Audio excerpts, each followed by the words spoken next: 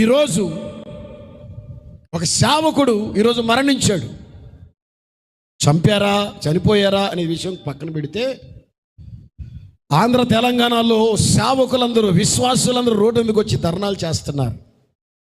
లోకస్తులకి క్రైస్తవులకి తేడా ఏంటంటే అదే లోకస్తులు ధర్నాలు చేశారు, అనే చోట షాపులు పగలగొట్టారు, ప్రభుత్వ ఆస్తులు నిప్పంటించి తగలబెట్టారు, ప్రభుత్వ కార్యాలయంలోకి విచ్చలవిడిగా వెళ్ళి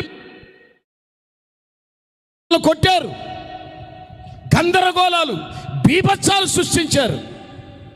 కానీ ఒక సేవకుడు చనిపోతే ధర్నాలు చేస్తున్నామే కానీ ఏ ఒక్కరికి నష్టాన్ని కలుగు చేయాల. క్రైస్తవుడు అంటే అది. బాధను దిగమింగుకొని